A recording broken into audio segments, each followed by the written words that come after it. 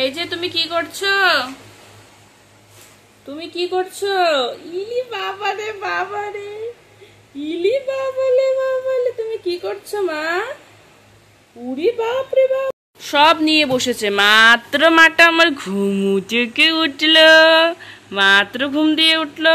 ঘুম দিয়ে উঠে দেখো ম্যাগি সস, ওদিকে হচ্ছে ঝুরি ভাজা, এদিকে জিরার প্যাকেট, এদিকে ওর হাতে দেখো মেয়োনিজ, এসব কিছু নিয়ে বসছে। মাত্র ঘুম থেকে উঠলো তো ওগুলো এখনো গুছাবো। মাম্মা একটু হাসি দিয়ে দাও তো মা, অল্প হাসি দিয়ে যাও তো মা। দুপুর বন্ধুরা, আমার একটা নতুন ব্লগে তোমাদের অনেক স্বাগত, অনেক ভালোবাসা।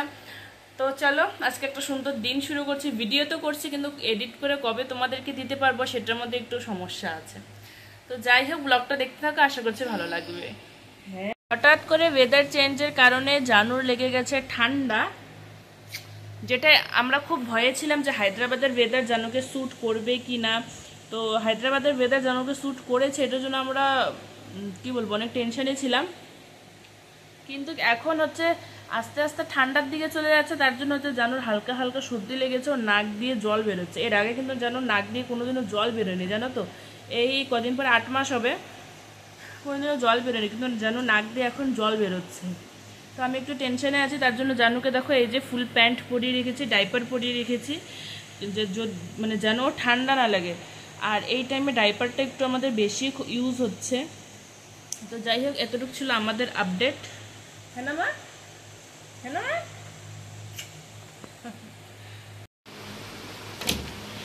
বাইরে পড়ছে বৃষ্টি, এই দেখো। আজকে ঝিরিঝিরি, জোরে পড়ছে না, ঝিরিঝিরি ঝিরিঝিরি বৃষ্টি লেগেই আছে, বৃষ্টি পড়ছে। হবে না তোমাকে, আমি দরজা খুললাম, ও দেখো দেখো আসছে, দেখছো? ওদিন এভাবেই পড়ে গেছিল, এভাবেই পড়ে গেছিল ওই দিন।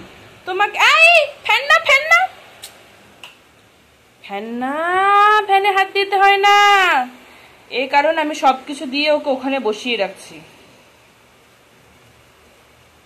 আর জানু ওই বিছানায় থাকবে না, এদিকে পাকায় এসে থাকে, তার জন্য আমি ওকে ফুল প্যান্ট পরিয়ে রাখি। ফ্যান না মা, ফ্যান না, ফ্যান না। এদিকে আমি জানুর খাবার বানিয়ে রেখেছি দেখো, এখন এটাকে পেস্ট করে খাওয়াবে। এখানে চাল ডাল আর অল্প একটু আলু দিয়েছি। তো চলো রুমটা এখন সুন্দর করে গুছিয়ে নিই। আর দেখতেই পারছো রুমটার কি অবস্থা। লোকেরা বলবে আমি হয়তো সারাদিনের রুম আজকে গুছাই নাই, কিন্তু না, এরকম না। এই বিছানাটা বা এই রুমটা আমাকে কিন্তু দিনে 6 থেকে 7 বার এভাবে গুছাতেই হয়, ঝাড়ু মারা বাদ দিয়ে। মানে ঝাড়ু মারাটা তো আলাদা আছেই, তাছাড়া এই যে এগুলো সব ফোল্ড করা, জিনিসগুলো জায়গায় মতন রাখা, এগুলোর কথা বলছি। আসলে জানো তো একটু পরপর ঘুমোয়, তাই হচ্ছে একটু পরপর এগুলো ওকে গায়ে দিয়ে দিতে হয়, বালিশ, কোল বালিশ দিতে হয়, বালিশ দিতে হয়, তার জন্য এগুলো এলোমেলো হয়ে যায়। আর তারপরে এই যে জিনিসপাতিগুলো দেখতে পাচ্ছ, এগুলো তো ওর খেলার জিনিস। ও নিজের খেলনার জিনিস দিয়ে তো একদমই খেলে না। যেগুলো জিনিস আমরা ব্যবহার করি ওগুলোর মধ্যে ওর বেশ ইন্টারেস্ট। ওর খেলনার জিনিস দিলে ও একদম খেলবেই না, ধরবেই না, দেখবেই না। আমরা যেগুলো জিনিস ইউজ করব ওগুলো দেখবে, নালে হচ্ছে আমরা যা করব আমাদের সাথে সাথে আসবে। তার জন্য বাধ্য হয়ে আমাদের কাজের জিনিসগুলোই দিই ওকে খেলার জন্য। কি করব, ও নিজের জিনিসগুলো দিয়ে তো খেলে না। আর এই যে আমি যখন কাজ করব উনি এভাবে আমার কাছে আসবে, আর এখন তো সে দাঁড়াতে পারে, আমাকে ধরে ধরে দাঁড়াবে।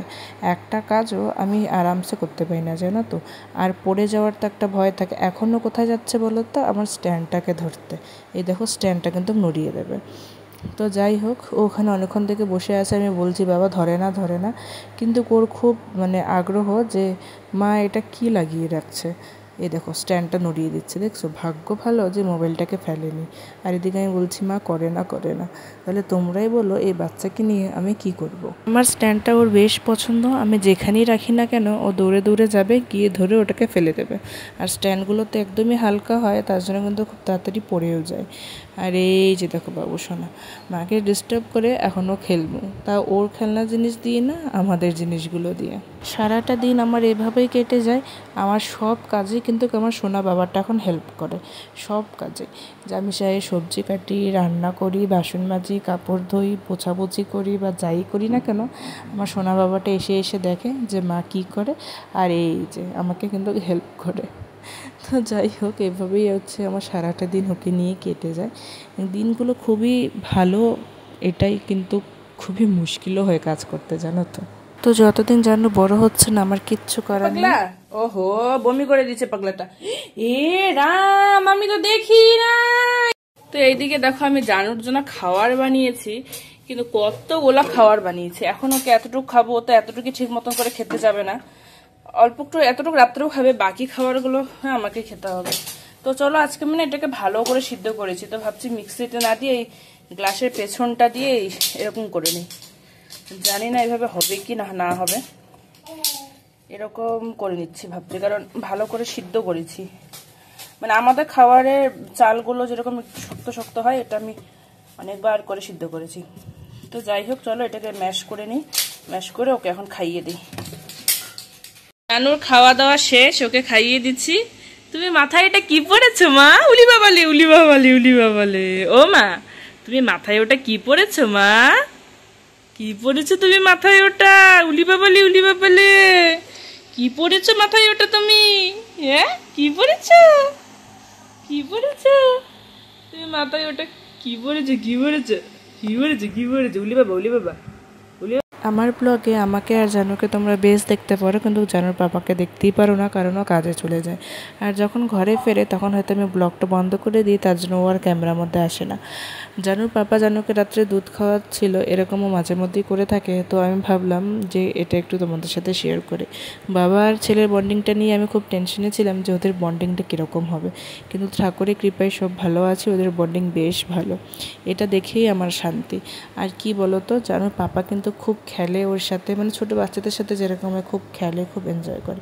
ওগুলো আমি আস্তে আস্তে চেষ্টা করছি শর্টের মধ্যে শেয়ার করার। তো চলো, আজকে ব্লগটা এতটাই, ভালো লাগলে একটা লাইক করে দিই, নতুন হলে আমার চ্যানেলটাকে সাবস্ক্রাইব করে আমার পাশে থেকো। দেখা হচ্ছে অন্য একটা ব্লগে। টাটা।